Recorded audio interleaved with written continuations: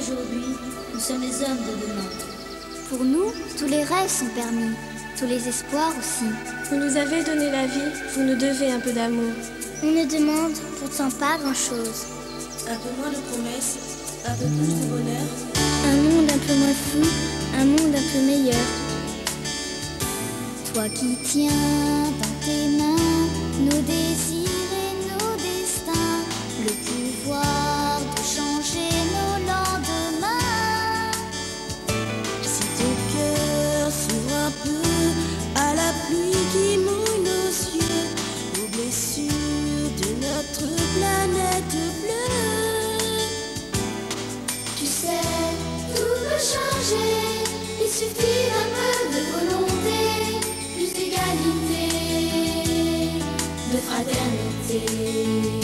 Change le monde et Dieu fasse qu'un jour les feux de l'amour nous laissent entrer dans la honte autour de la planète, comme une chaîne si serrée que rien ne puisse jamais la briser.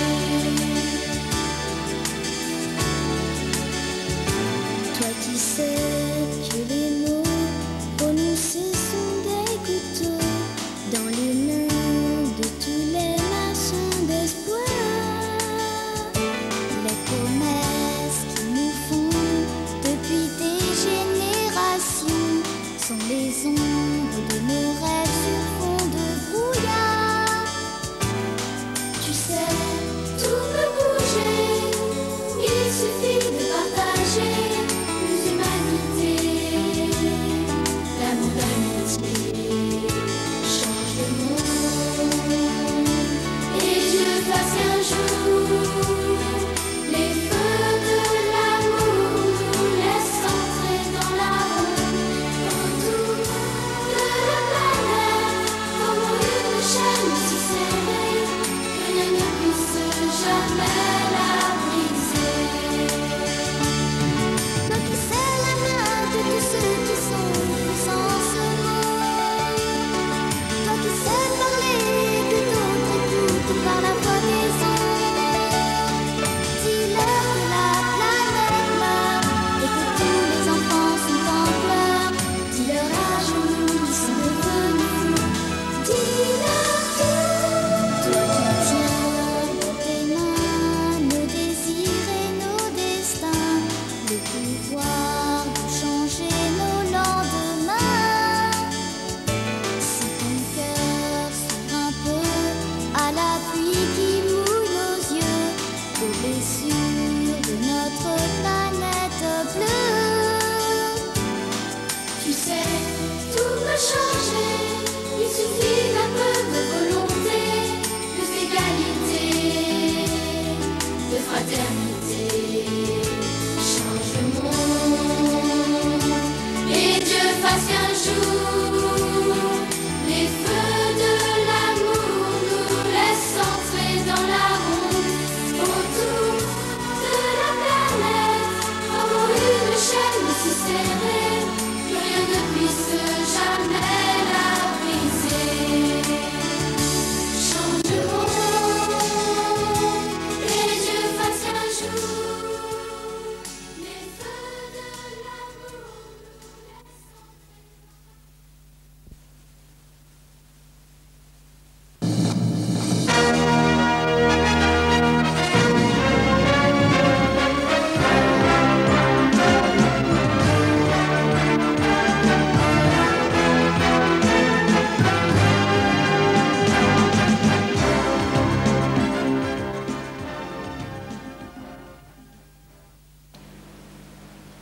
Salut à tous, parents, élèves, enseignants et à tous ceux qui nous rejoignent pour cette rediffusion de la classe de mer de l'école Bras de Fer de Bar-le-Duc. Au sommaire de ce journal, les activités nautiques, les visites, les sorties et la vie quotidienne au centre, en passant par les veillées et autres animations du séjour. Nous commençons par un premier reportage sur le canoë, envoyé spécial Guillaume. Oui, tout à fait, mon cher. Roland nous a expliqué comment faire du canoë. Il faut se mettre à 4, l'un devant, l'un derrière et les 2 autres au milieu de l'embarcation. Nous avons chacun une pagaie et il faut pagayer dans le même sens, c'est-à-dire 2 par 2.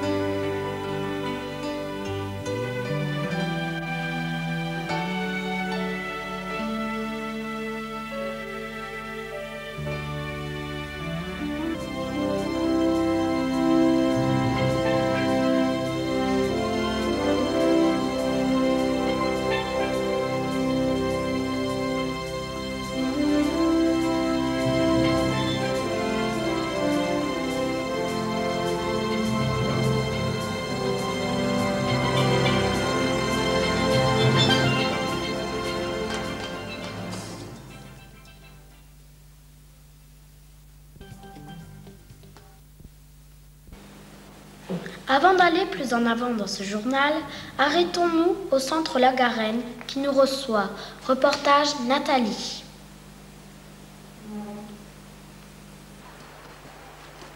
Situé sur un rocher dominant l'océan, le centre La Garenne bénéficie d'un point de vue privilégié qui profite à tout le monde.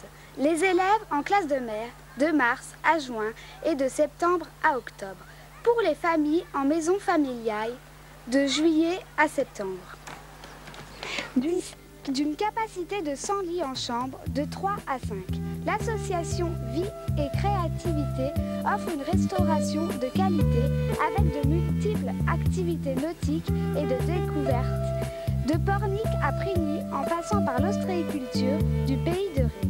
Roland Cléné, directeur du centre La Garenne, met à votre disposition une structure confortable et aménagée. De trains, de voiliers, de baskets, d'une bibliothèque fournie, d'une salle et de télévision et bien d'autres choses que vous aurez peut-être un jour l'occasion de découvrir.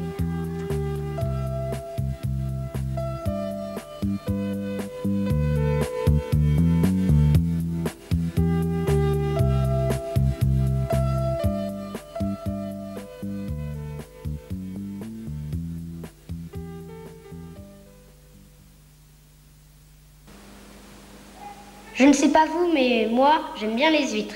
Voici un reportage sur l'ostréiculture avec Maxime Hurel et Loïc Lamy. Oui, c'est moi, Maxime Hurel, en direct de la Bernerie en Ré, en direct des parcs à huîtres de la Bernerie en Ré. Les huîtres grandissent dans des parcs à huîtres délimités par des bâtons sur des collecteurs, naturels ou artificiels. Dans les mois sans la lettre R, mai, juin, juillet et août, les huîtres sont laiteuses pour se reproduire. Quand elles sont adultes, on les détroque, on les sépare les unes des autres. Une fois nettoyées, on les calibre de 1 à 7. Plus le chiffre est petit, plus elles sont grosses. Elles arrivent dans notre assiette à l'âge de 4 ans. Bon les enfants, alors regardez bien, vous avez devant vous là, commence simplement à se découvrir, hein, les parcs de la Bernerie sont des parcs ostréicoles. Alors vous voyez aussi des tracteurs, eh bien ce sont les ostréiculteurs qui vont travailler dans leur parc. Les parcs ne sont pas tellement grands, chaque parc fait 25 arts, mais évidemment il n'y a pas qu'un seul parc, vous voyez tout ce qu'il y a, tous les petits bâtons délimitent différents parcs. Et ça vous irez les voir tout à l'heure et vous verrez que vous avez des tables, vous avez des collecteurs, vous avez des poches dans lesquelles on met les huîtres, hein. Et quand vous aurez vu tout cela, eh bien on ira voir la zone ostréicole de la Bernerie.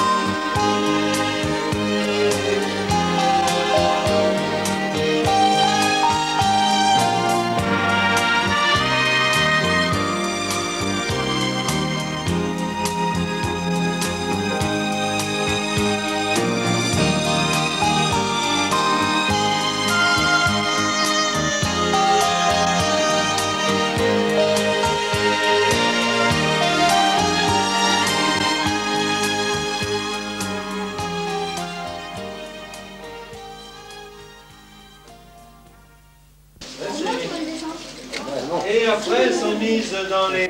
Salut toi, comment tu t'appelles? Moi c'est Huître Creuse. Tu sais, j'ai grandi ici dans les parcs à huîtres de la Bernerie en Ré. J'ai déjà 4 ans. J'ai beaucoup de copines. Elles s'appellent Huître Fine, Plate. Enfin, moi, je suis dans les meilleurs, tu sais. À Noël, ça sera ma fête. Mais sois gentil, ne me mange pas tout de suite. Oui, je sais, t'es surpris, hein. Une huître qui cause, c'est pas tous les jours. Ben c'est normal, je suis une huître magique. Allez, salut.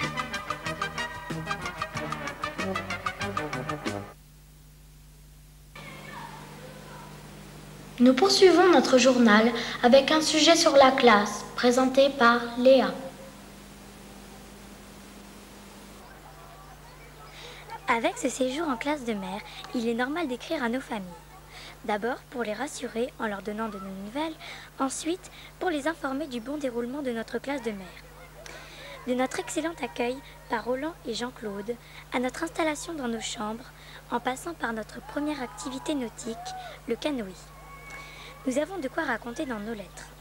Voici quelques images teintées d'un peu de nostalgie. Et oui, que voulez-vous, on grandit si vite.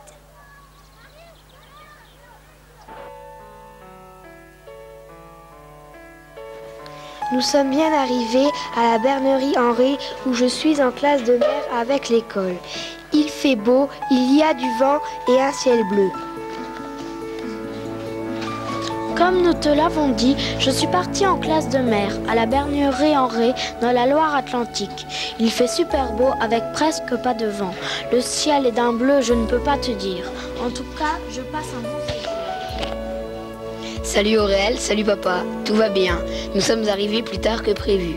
Les chambres sont super confortables, c'est génial. On va peut-être aller faire un tournoi de foot sur la plage. Hier aussi, nous avons étudié les huîtres avec un ostréiculteur. Pendant toutes les activités, Jean-Claude nous filme. Il va faire une cassette vidéo. Je suis dans la chambre avec Julien, Guillaume et Maxime Hugard. Salut papa, salut maman. Les journées sont bonnes, les repas sont bons. On a déjà fait du canoë. Je suis en classe de mer à la bernerie Henri. Je fais du canoë, du kayak. On ramasse des coquillages, des huîtres, on s'amuse bien. J'espère que tout va bien. Mercredi, le matin, on a classe, c'est pas mal. L'après-midi, on fait du kayak. Salut, grosse bise à tous. Bonjour à tous, le voyage s'est bien passé. Un peu long quand même. Mardi, on a fait du canoë, c'était super bien. Je m'amuse bien, le soleil magnifique. Nous sommes à 4 dans la chambre, moi, Thomas Michel, Maxime Hurel et Benoît Guillaumin. Bonjour papa, la mouette t'envoie un petit bonjour de la bernerie Henri et te raconte ce programme. Alors on a fait du canoë et du kayak. Bonjour la famille, j'ai reçu votre lettre, elle m'a fait beaucoup plaisir. Nous sommes le 30 avril et cet après-midi, nous faisons du canoë-kayak. Nous sommes dans une chambre de 4. Bonjour papa, maman et Sophie. Voici la maison où nous sommes. Elle est au-dessus de la mer. C'est très beau. Salut Pa, salut maman, salut Nico. On a déjà fait du canoë, c'était super marrant. Après, on est parti dans les zones ostréicoles. Aujourd'hui, nous avons écrit nos cartes. Et cet après-midi, nous allons faire du kayak. Demain, jeudi, nous allons pique-niquer à Pornic. Nous sommes en train de faire un journal sur la classe de mer. Je suis rapporteur. On va faire comme si c'était les informations à la télévision. Avec Lucille, Léa et Noémie, par la fenêtre, il y a des beaux mecs. Poisson d'avril, il y a la mer bleue. Est-ce que Micmac va bien? Il faudrait que tu me dises l'adresse d'Alice. On a le beau temps, mais avec un peu de vent. Cher papa et maman, tout va bien. Le soleil et le vent sont là. Nous sommes bien arrivés, mais c'était un peu long. Dans le bus, on a joué. Le mardi, réveil par les maîtresses. Il fallait se dépêcher de se laver, s'habiller et aller déjeuner du chocolat chaud, des tartines de beurre et de confiture.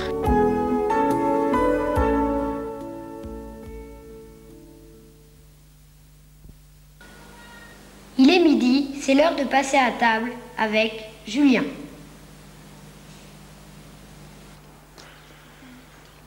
Tous les jours, nous mangeons à la même heure, c'est-à-dire à 12h15 le midi et à 19h le soir. On peut parler sans hésiter de repas copieux quand il s'agit de menus préparés par Jean-Pierre. Nous avions toujours une entrée bien présentée, suivie d'un plat de résistance à la bonne odeur alléchante. Un dessert, comme nous les aimions tous, crèmes diverses, glaces et fruits. À tour de rôle, par table, nous portions une coquille Saint Jacques qui nous donnait la responsabilité de la table et des plats pendant le repas. Si nos images avaient des odeurs, vous en auriez l'eau à la bouche dans ce reportage à croquer.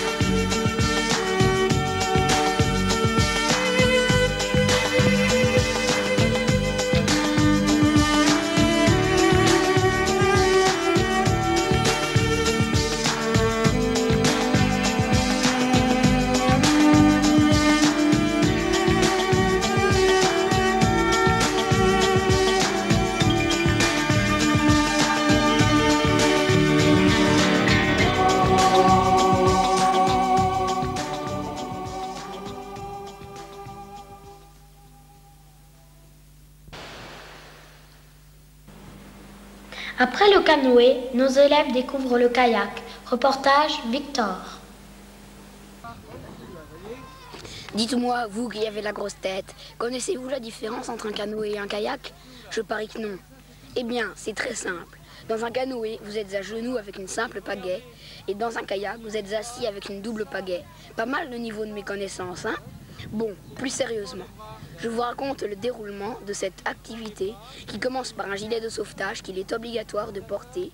Ensuite, assis dans le sable, nous écoutons les explications de Roland avant une démonstration pratique. Ensuite, c'est à nous. Voici justement quelques extraits filmés par Jean-Claude, notre vidéaste.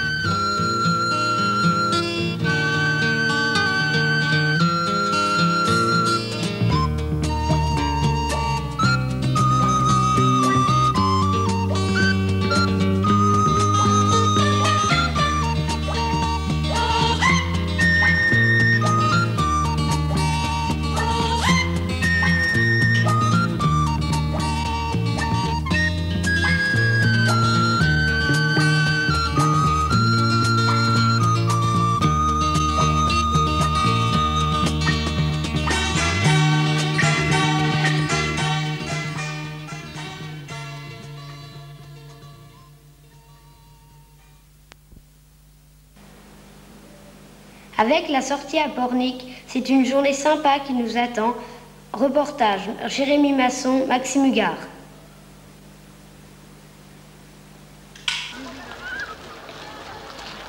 Cette journée sympa a commencé par une superbe balade de la Bernerie à Pornic, par le chemin des douaniers où nous ferons étape par 2 fois, avec la découverte d'un tumulus et d'un dolmen où Jean-Claude nous parlera de leur histoire. Arrivé à Pornic, le pique-nique au jardin public. Ensuite, Roland nous parlera de Pornic, de sa géographie. De son histoire avec notamment Gilles de Ré, la croix des Huguenots. Nous terminerons cette journée en visitant le port où Roland nous parlera des différentes formes de pêche. Allez, assez de parlotte. Voici quelques images et en musique, s'il vous plaît.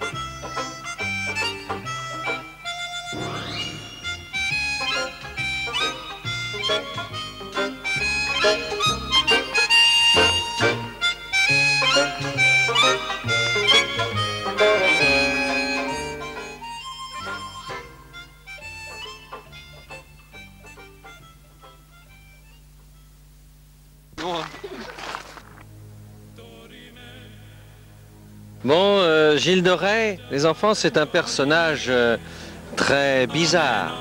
À la fois un très grand personnage historique qui a existé, hein, c'est pas une légende. Quelque chose qui a fait des très hauts faits d'armes. Et puis aussi qui a eu une vie assez délurée, il buvait, il tuait des enfants. Enfin, voyez. Alors le positif de Gilles de Ré, enfin sa gloire, c'est évidemment quand il a été compagnon de Jeanne d'Arc, le lieutenant de Jeanne d'Arc, qu'il a eu de très grandes victoires et qu'il est devenu maréchal de France, c'est-à-dire le plus haut titre militaire qui puisse exister. C'était donc un grand seigneur. Et puis d'un autre côté, eh bien, je vous ai dit tout à l'heure, il buvait, il avait plus ou moins fait un pacte avec le diable. Qu'est-ce qu'il faisait? Il tuait des enfants, il en a tué presque 200, quoi. Enfin, il y en a qui disent même davantage. Vous voyez, un personnage, l'un des plus grands assassins de son siècle, par contre. Hein. Donc, un grand personnage et un lamentable personnage. Les deux facettes, et dans tous les domaines. Je vais vous expliquer ça en détail tout de suite.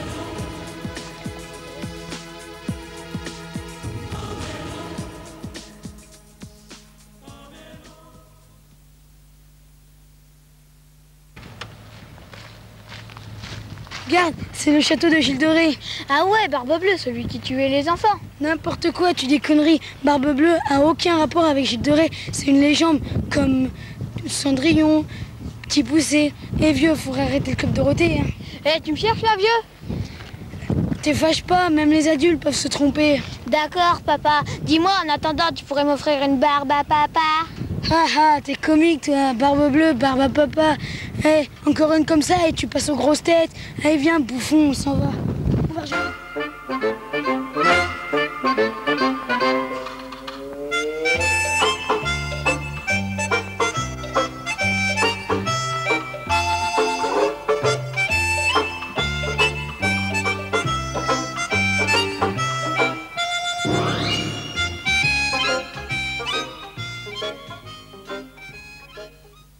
Vous avez différentes sortes de pêche. Premièrement, l'hiver, vous avez une pêche avec un filet très très fin qui va prendre les civelles. Ce sont des toutes petites anguilles et c'est une pêche très importante pour la contrée. Vous avez un autre qui va se mettre dans le fond de la mer, qui va y rester, qu'on va relever après, qu'on appelle le trémaille. Vous avez d'autres pêches qui se font avec des lignes et des gros hameçons. On va pêcher le congre même avec ça. Hein. Vous avez d'autres pêches qui se font avec des casiers.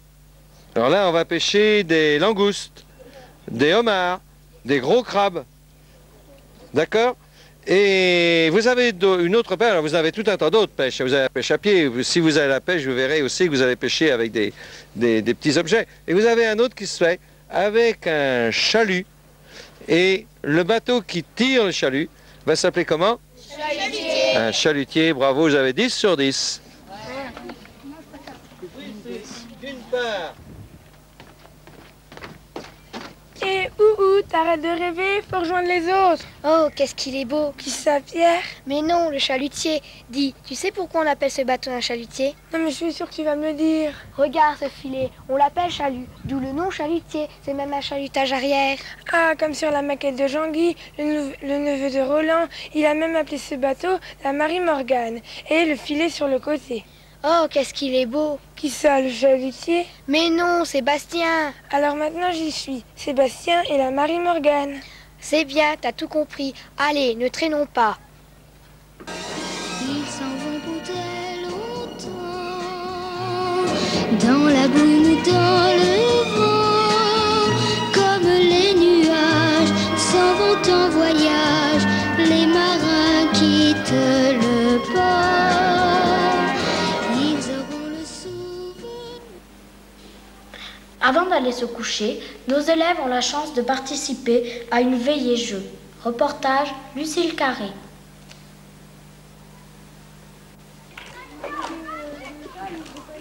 Le soir, avant d'aller nous coucher, entre 8h30 et 9h15, nous profitons d'une veillée animée par Roland et Jean-Claude et Olivier.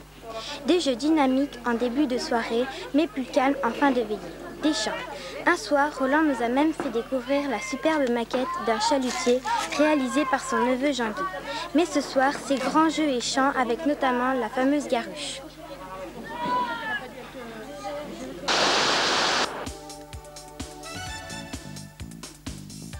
Allez, vite, vite, garde la garuche! Vite, pose-la!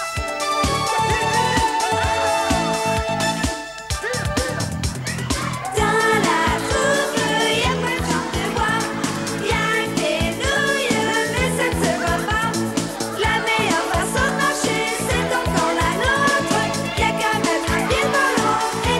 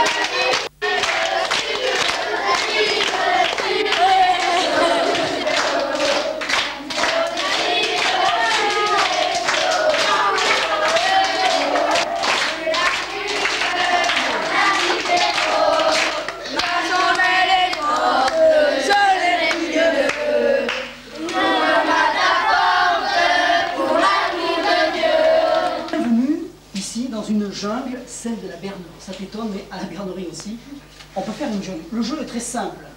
Ici, autour de toi, des primates, des gorilles.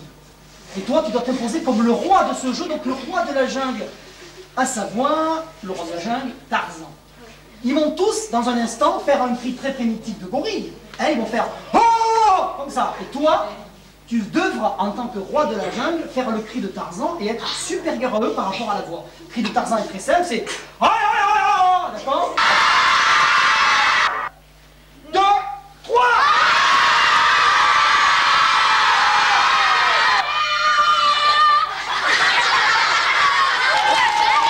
Bienvenue à Surprise Surprise ! Emmène-moi là-haut, au-dessus des bateaux, dans ton ciel. Chante, moi chante, la chanson que frôle le vent. Vole, s'envole, reviendras-tu goéland? Apprends.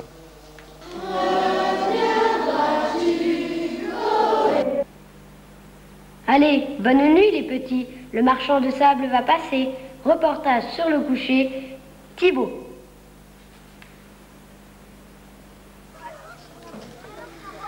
Le soleil se couche et nos élèves en font autant. Il est 9h30, la plupart sont au lit et ronflent copieusement. D'autres, en retard, se brossent les dents avec énergie.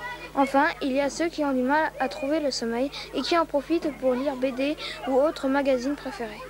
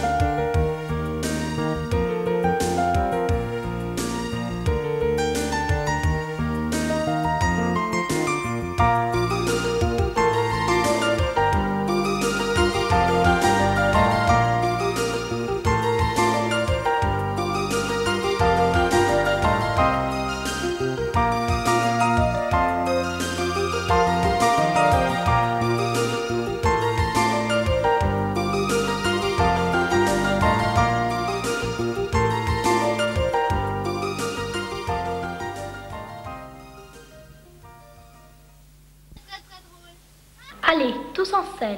Nous partons pour Prigny. Reportage Gauthier.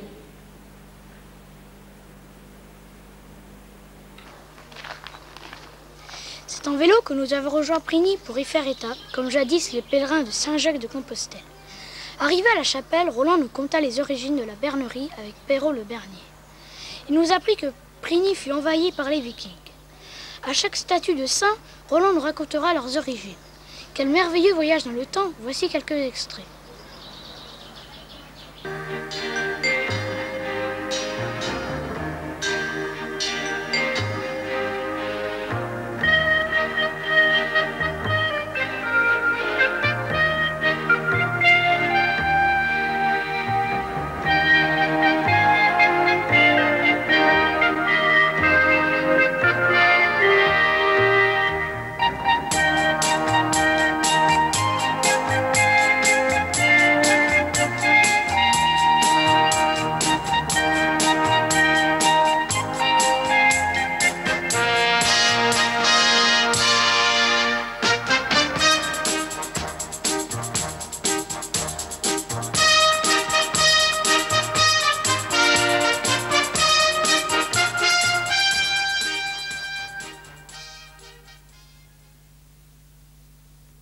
Oui, alors, vous êtes donc les enfants dans la chapelle de Prigny. On a dit tout à l'heure qu'il y avait le port Saint-Jacques, qu'il y avait les douves, qu'il y avait un château et qu'il y avait une hôtellerie pour soigner les pèlerins qui allaient à Saint-Jacques-de-Compostelle. Parce que ici, c'était un relais pour aller à Saint-Jacques-de-Compostelle. Et alors en plus, dans cette chapelle, vous avez tout un tas de souvenirs des gens qui sont passés.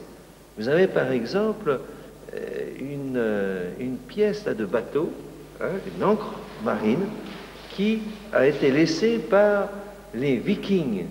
Vous avez là sur le côté une magnifique statue, vous voyez, de Saint Guénolé, qui est le moine blanc, le patron des paludiers. Donc on va aussi vous parler du sel. Vous voyez que c'est très important. Et puis vous avez aussi tout un tas d'autres statues qui vous rappelleront tout un tas de passages, de pages de l'histoire de France. Eh vieux, un bon conseil, passe cette pierre. Ah ouais, et en quel honneur? Eh bien, je te signale que c'est une pierre à cochon. Et alors, où est le problème? Eh bien, si tu ne passes pas cette pierre, t'es qu'un cochon. N'importe quoi. Tu sais que tu fais bien, toi, aujourd'hui? En pleine forme, pas comme certains, car moi j'ai le coup trop lent. Au Moyen-Âge, vois-tu, cette pierre empêchait les cochons d'aller bouffer les morts. Ça y est, t'es contente maintenant, t'as eu ta petite leçon? Ouais, mais au moins je suis sûr que t'es pas un cochon. Ah, encore une comme ça, tu passes aux grosses têtes. T'es un bouffon, toi. Il me semble avoir déjà entendu ça quelque part.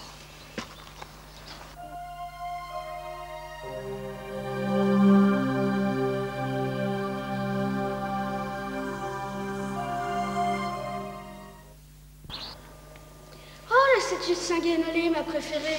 Moi, je préfère Saint-Germain. Il a fait plus de choses, évêque, diplomate. Peut-être, mais Saint-Guénolé, lui, il a chassé les Vikings et il peut nous rendre service encore aujourd'hui.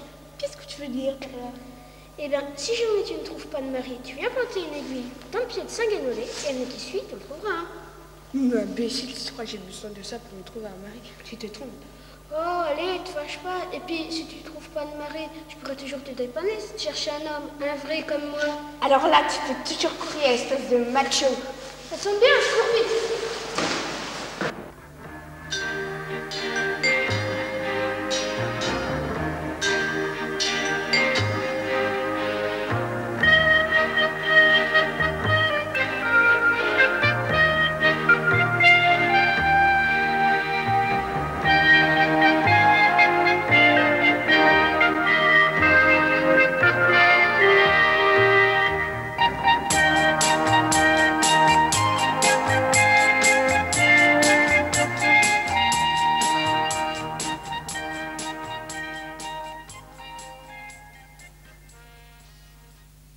À défaut d'aller à la messe en ce dimanche, nous participons à une célébration organisée par Roland. Envoyé spécial, Anaïs. En ce dimanche, jour des Seigneurs, il est de tradition, au centre de la Garenne, de participer à une célébration que nous organisons nous-mêmes, en participant à l'animation par des chants, des mimes, des lectures. Plus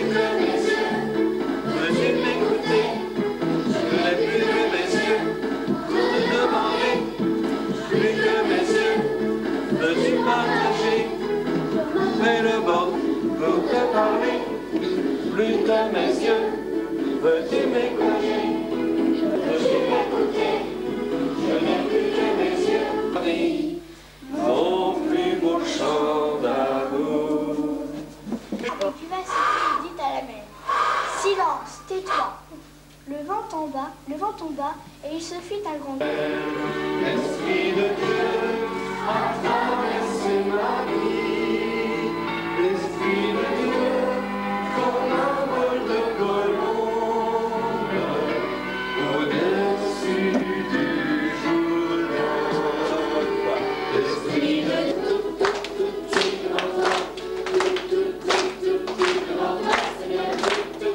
tout petit devant toi.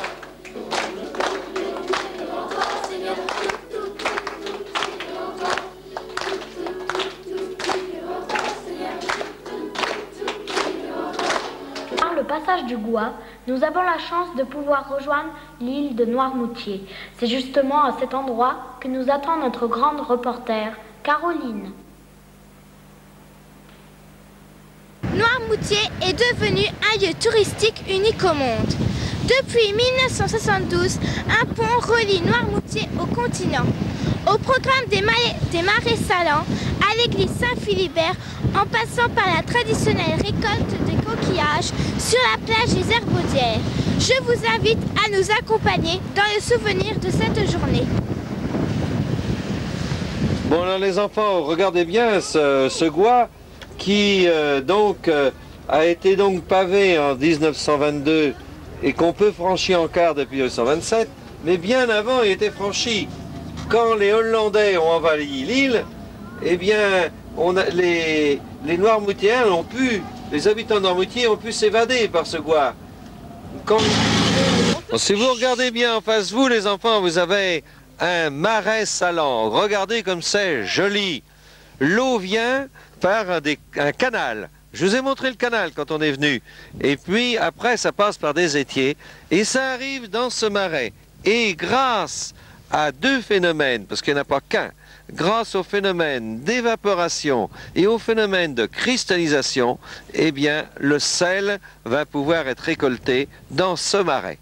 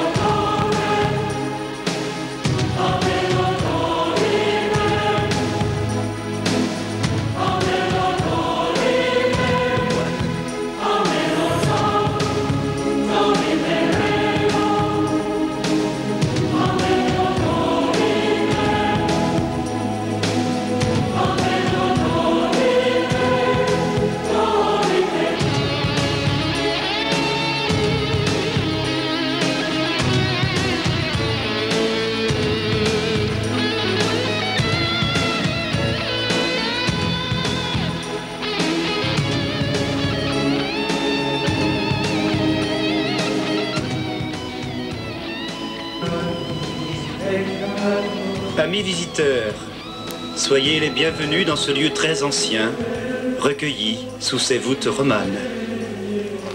Vous voici devant un monument funéraire du XIe siècle qui indique le premier lieu de sépulture de Saint Philbert, le moine et l'apôtre de cette île au 7e siècle. Amen.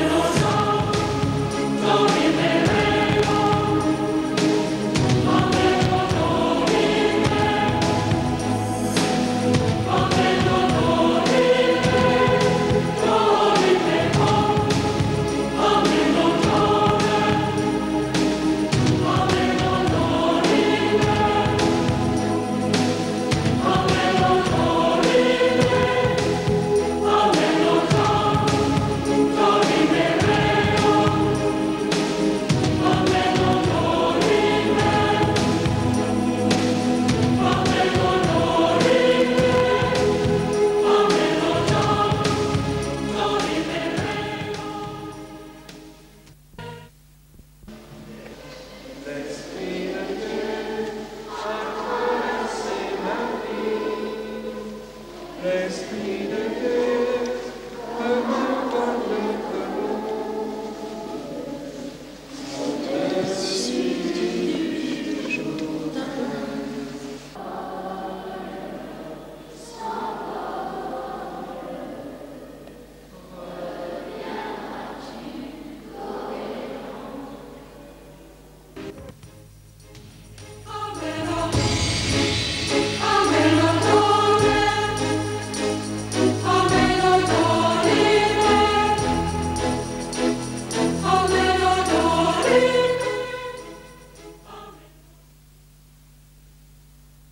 Voilà, notre journal est déjà fini. J'espère qu'il vous a plu. Un grand merci à toutes les personnes et organismes qui, de près ou de loin, ont contribué à la réalisation de notre classe de mer. Nous disons un grand merci à Roland pour son accueil et sa participation active et enrichissante. Olivier, notre animateur, ainsi qu'à Jean-Pierre pour ses repas copieux, sans oublier Jean-Claude, notre animateur vidéaste. Salut et à la prochaine rediffusion.